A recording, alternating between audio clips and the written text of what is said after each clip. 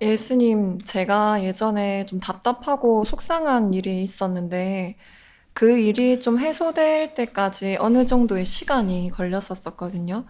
그런데 그 시간이 지나고 한 모든 것들이 좀 정리가 되어 갈 때쯤에 좀 저한테 이상한 습관이 들어 있다라는 거를 알게 됐었는데, 제가 제 나름은 좀 답답한 마음을 해소하고 싶고, 오해가 생긴 것들은 아니라고 말을 하고 싶은데, 그걸 말할 수 있는 방법을 상대방이 저한테 어떤 비난을 했다라는 걸 들으면 똑같이 비난하는 식으로 계속해서 이야기를 했던 것 같더라고요. 그래서 뭐 A라는 사람이 뭐 이런 일을 제가 했다라고 이야기를 했다고 하면 저는 뭐 아니다, 오히려 그 사람 잘못이 크다라는 식으로 이야기를 한다거나 아니면 그 사람에 대한 나쁜 점을 좀 부각시켜서 이야기를 한다거나 근데 그 말을 할 때는 막 제 나름 정의롭다고 생각을 한 것도 있었고 잘못된 것을 드러내는 것이니까.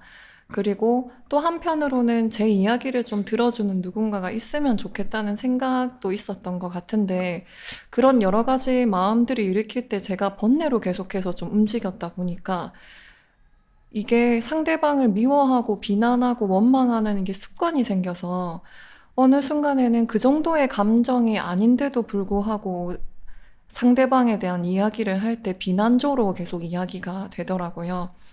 그래서 어느 순간부터는 내가 이런 이야기를 하는 것 자체가 좀 이상하게 느껴지고, 이런 이야기를 해서 내가 뭘 원하는 거지라고 생각을 해보니까 그 사람이 잘 되기를 바라는 마음도 아니고, 그 사람이 행복했으면 하는 바라는 마음도 아니고, 그리고 제가 그 사람이랑 잘 지냈으면 하는 것도 아니고, 심지어 이런 이야기를 해서 제 마음이 편한 것도 아닌데, 저도 행복하지도 않고 상대방도 행복하지도 않은 일을 왜 내가 계속해서 하고 있는지에 대해서 의문을 좀 많이 가지게 됐었어요.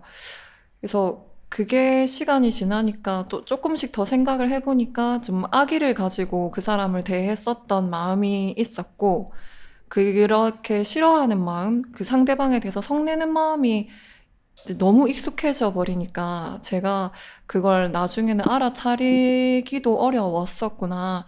그리고 한편으로는 그 상대방에 대한 인식이 비난하던 그동안 제 번뇌를 알아차리지 못하고 계속 상대방에게 화를 내던 그 습관들이 나중에는 상대방에 대한 좋은 이야기를 들어도 뭔가 속셈이 있을 거야. 그렇게 한 의도가 있을 거야. 좋은 뜻으로 그런 거 아닐걸? 이런 식으로 꼬아서 자꾸 받아들이게 되더라고요. 그러면서 이제 어느 순간 또 생각하게 된 게 제가 점점 더 망가지고 있는 것 같다라는 좀 그런 인지를 하게 음, 되면서 반성도 많이 하고 내가 대체 무슨 짓을 하고 있는 건가? 이런 좀 자책도 좀 하게 됐었던 것 같아요. 그래서 이런 부분에 있어서 좀 스님께 경책의 말씀과 함께 조금 가르침을 듣고 음. 싶어서 질문드리게 됐습니다. 예, 그게, 어찌 보면 우리가, 화의 속성이기도 하고요. 그런 마음이.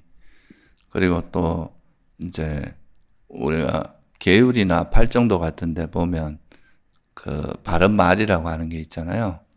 그 말이라고 하는 거는 사실 이제 어떤 생각이 겉으로 이제 드러나는, 구체적으로 드러나는 거기 때문에, 그런 말을 우리가 계속 하다 보면 자기도 모르게 이제 그런 마음이 계속 진행이 되는 거잖아요. 그 마음대로 이제 생각이 계속 이어지면서 그게 말로 나오는 거잖아요. 그래서 그런 것들이 이제 자꾸 반복되다 보면 자기도 모르게 그 화가 자꾸 이렇게 커지지 줄어들진 않아요, 절대로. 그 말을 해 나가면서 또 과거에 그런 이제 그 말하는 과정에서 또 과거에 경험했던 그때의 감정도 떠올려지게 되고 그 감정에 따라서 또 화가 또 증폭되고 그러면서 이게 가다 보면은 이제 이게 계속 그렇게 반복되다 보면 어떤 약간의 그런 자극만 들어와도 그게 습관적으로 말이 계속 나오게 되고 그런 식의 이제 일종의 이제 어 마음에도 이제 그런 생각들도 우리 마음도 계속 그런 식으로 자라게 되고 또 그게 이제 말로서 드러나는 건 좀 더 거친 거잖아요. 그게 또 이제 계속 이어지게 되고, 이렇게 되면서 이제 화가 멈출 수 없이 화가 계속 성장하게 되고, 또 이제 아까 질문자가 말씀하셨던 것처럼 이게 나중에는 그런 게 이제 그런 화가 이제 좀 강해지다 보면은 아예 이제 그쪽으로 그 사람에 대한 인식이 이렇게 아예 세팅이 돼버리는, 그러니까 그런 편견이 자리 잡게 되는 그런 식으로 인식되는 것이 아예 정착돼 버리는 그런 문제가 생길 수 있는 거 아니에요, 그죠? 그러니까 원래 이제 화라고 하는 거의 속성이 이제 우리가 대상을 싫어하는 거잖아요. 그러니까 그 사람을 싫어하는 건데, 그 싫어하면 기본적으로 일어나는 게 그 사람이 잘 되길 바라진 않을 거 아니에요, 그죠? 잘못됐으면 좋고, 또 그 사람에 대한 좀 악의가, 그러니까 선의보단 악의가 일어나기가 쉽고, 악의가 일어날 거고, 또 적대감도 생기고, 그런 마음이 이렇게 마음속에 있는 것만 해도 이제 좀 부정적으로 작용하는데, 그걸 또 말로서 계속 이렇게 그 마음을 표현해서 그 말로서 계속 하게 되면 그 이제 그런 화가 점점 정폭되고 되고, 그러다 보면 아까 질문자 말처럼 이게 이제 좀 습관처럼 돼버리고, 그게 이제 나중에는 그 어떤 그 상대를 바라볼 때 하나의 그 고정관념 비슷하게 그 사람의 인식도 이제 그렇게 정착되고, 이렇게 되면은 그때는 이제 그 사람에 대해서 뭔가를 접근하기가 바꾸기가 되게 어려워지거든요. 보기만 해도 벌써 일단 화가 바로바로 이제 일어나는 거라서. 그래서 우리가 이제 이런 게 화의 속성이고, 그래서 화가 있으면 그 화가 계속 그런 식으로 작용하고 상대에 대해 악의가 일어나고, 그게 또 말로서도 계속 상대를 비난하는 말, 흠잡는 말, 이런 말들이 계속 일어나게 되는 이런 악순환이 계속되는데, 그렇게 하면 제일 먼저 괴로운 게 본인이잖아요, 그죠?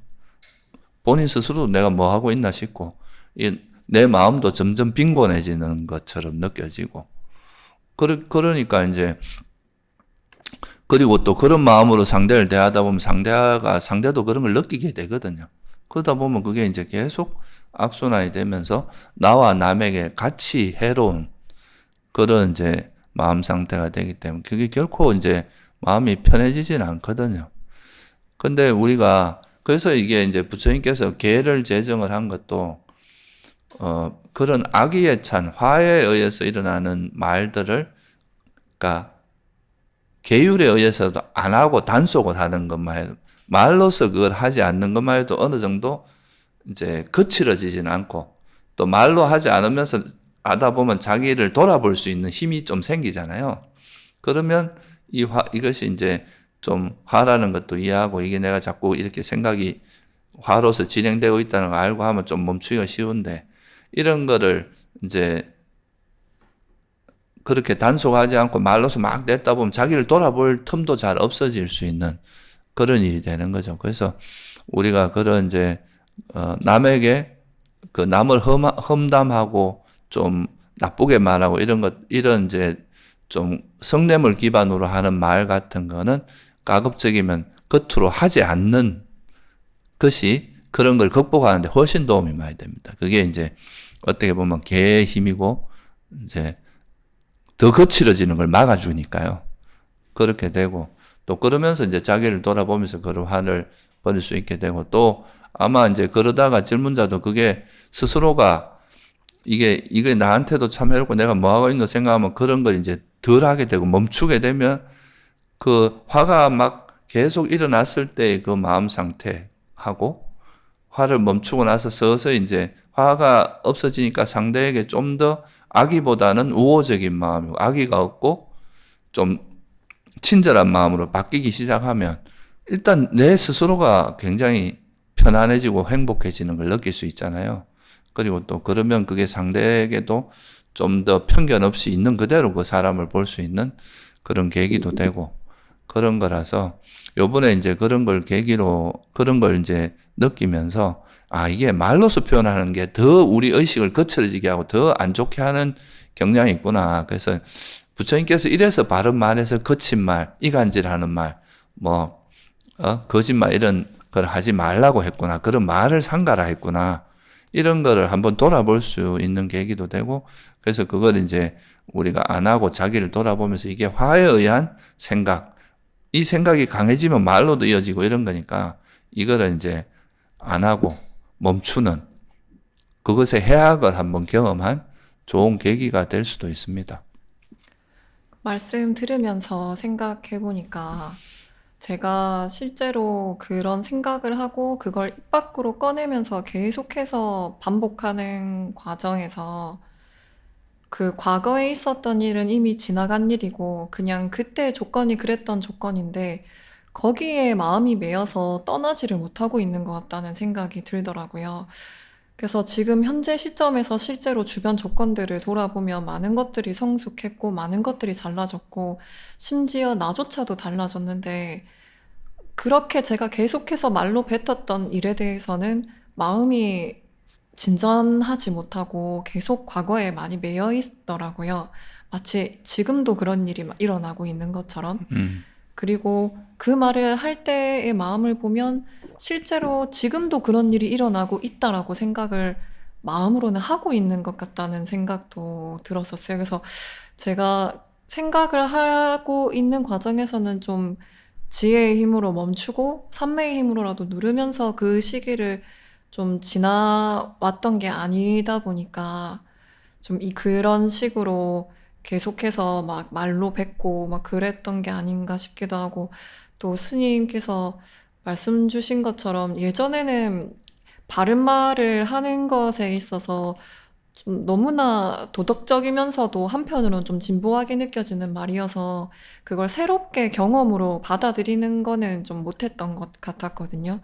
근데 이번에 이런 일을 겪으면서 실제로 경험을 해보니까 그냥 그 계를 지키려고 노력을 하는 그 과정에서 부처님 가르침의 의미를 조금씩이라도 이해하게 되고 그 가르침을 따르는 태도가 달라지는 게 있구나라는 거를 한 번 더 또 이해해 보게 됐던 것 같습니다. 예, 그게 아주 중요한데요. 우리가 불교를 개정해라고 하잖아요. 그러니까 우리가 삼매나 지혜를 가지고도 화를 가라앉히지만 이게 화가 너무 커진 상태에서는 그런 지혜의 힘이 작용하기가 쉽지가 않거든요. 그러니까 우리가 생각이라는 것이 일어나고 그 생각이 막 반복되다 보면 이제 말로서 튀어나오게 되는 거 행동으로 나오게 되는데 이 말과 행동을 단속하는 게 계잖아요. 근데 이 말과 행동을 단속하지 않으면 일단 말을 하는 그 자체가 과거에 있었던 그 일을 현재로 소환하는 거란 말이죠. 현재로 소환하면 그게 마치 현재 일어나는 것처럼 우리가 생각하고 그때 그 감정이 현재로 막 다시 재생이 돼요. 그러면 이게 더 막 생생하게 그 화가 진행이 될 수 있다는 거죠. 그래서 그런 의미에서 우리가 비록 이제 화가 나지만 그거를 말이나 행동으로 이어가지 않는 것만 해도 억지로라도 부처님께서 하지 마라 그랬으니까 안 한다 이런 마음으로라도 하게 되면 그게 이제 그 화가 더 커지지 않도록 좀 막아주는 효과가 있고요. 더 좋은 거는 이렇게 했을 때 이게 그 말에 휩쓸리고 이렇게 말을 내뱉고 이런 거 하는 자체가 나에게 이익이 없다는 거예요. 이게 결국은 더 화를 키울 뿐이라는 이런 지혜가 있고 이러면은 바른 견해로 계를 지키게 되면 이게 수행에도 상당히 좋은 실천하는 거잖아요. 이건 직접 화가 일어날 그런 말을 할 걸 안 하는 단속하는 이런 실천을 하는 거라서 그래서 그렇게 하는 것이 수행에도 되게 큰 의미가 있고 또 이제 화가 더 성장하지 않고 또 말로 내뱉지 않다 보면 자기 마음을 돌아보게 돼 있거든요. 그러면 이제 이걸 자기 마음을 돌아보면서 이걸 화라고 생각하고 이걸 내려놓을 수 있는 그런 이제 여유가 생기잖아요.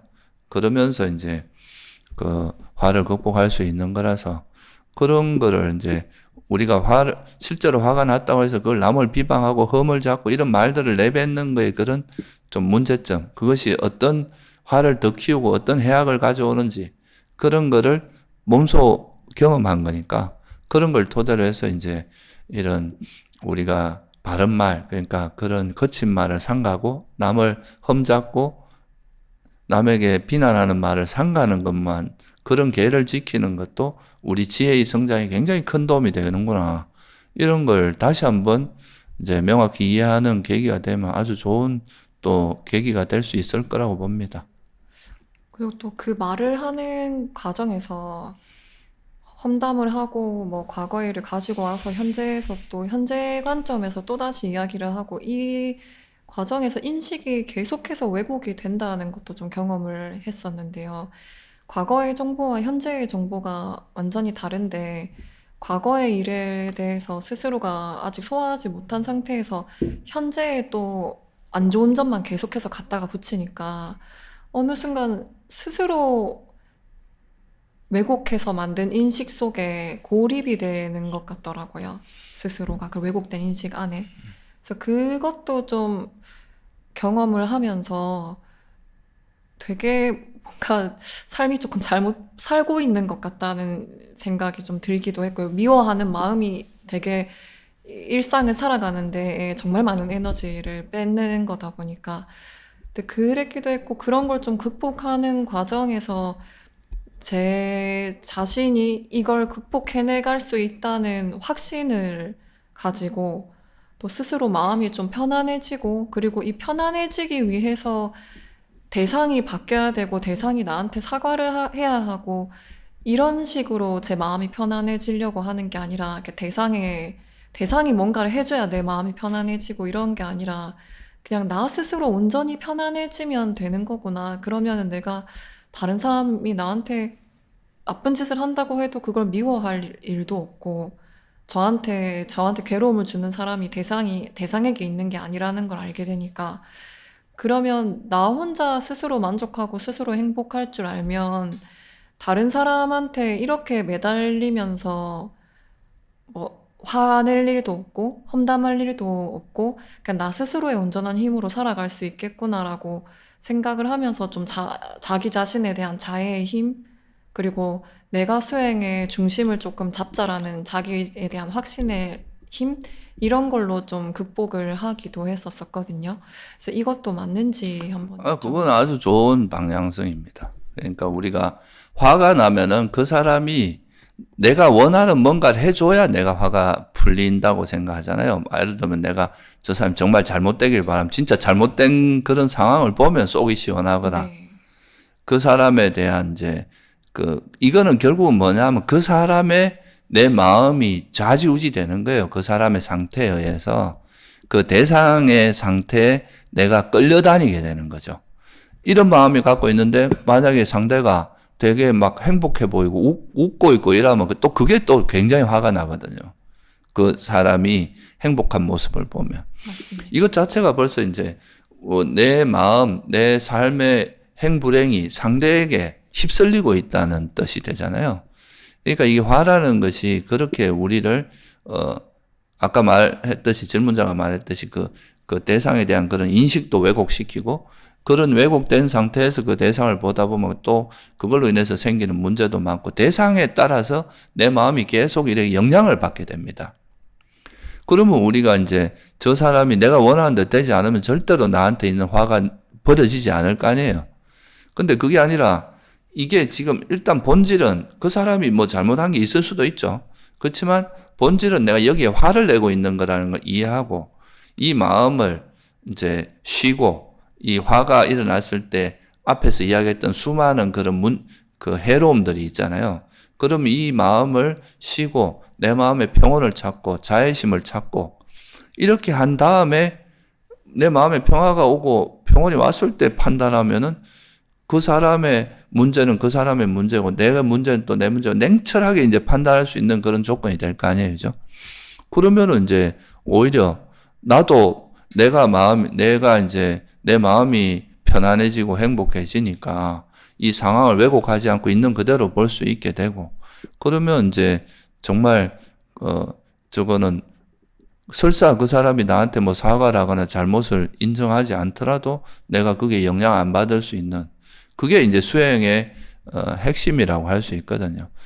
대상이 뭔가를 해줌으로써 내 마음이 편해진다. 이러면 끊임없이 대상에 의지를 해야 됩니다. 근데 그게 아니라 내가 이제 내 마음에 있는 그런 일단 욕망과 욕망이나 이걸 쉬어버리면 특히 화를 쉬어버리면 내가 뭐 상대가 뭐라든 말해 내 마음은 평온한 상태에서 내가 상대 이야기에서 상대가 나의 잘못을, 자신의 잘못을 인정하고 받아들이면 더없이 좋은 거고, 그렇지 않더라도 그건 그 사람의 몫이니까 내가 그 영향 받을 이유가 별로 없게 되고, 그렇게 될 거 아니에요. 그죠? 그래서 그거는 아주 좋은 방향성이다. 우리가 그게 바로 대상의 이제 우리가 대상이 변화야 내가 내 마음이 행복해진다. 이러면 우린 영원히 행복해질 수 없습니다.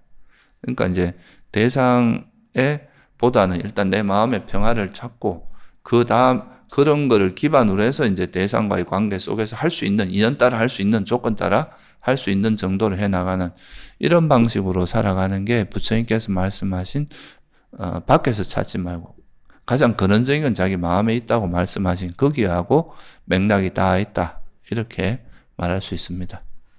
예, 실제로 그렇게 마음이 한번 편안해지는 걸 경험하고 나니까 이후에는 어떤 인식이 일어나도 이게 제 번뇌로 인해서 일어난 잘못된 인식인 거를 좀 더 빨리 알아차리게 되기도 하고, 예전에 그렇게 화를 낼 만큼 그 조건이 그렇게까지 중요했던 건가? 이게 뭐 그렇게까지 내가 집착할 만한 일이었던가? 그럴 수도 있지라고 생각을 하고 좀 마음이 가벼워지고, 그런 거 하나로 굳이 사람을 미워할 일이 없겠구나 라고 생각을 하면서 좀 외부를 바라볼 때도 작은 것에 서로를 좀 미워하지 말자라는 태도가 요즘은 조금씩은 생기고 있는 것 같아요. 그래서 말씀 주신 것 기억하면서 앞으로도 계속해서 열심히 수행을 해보도록 하겠습니다. 예, 그렇게 하시면 아주 좋을 것 같습니다. 예. 감사합니다, 스님.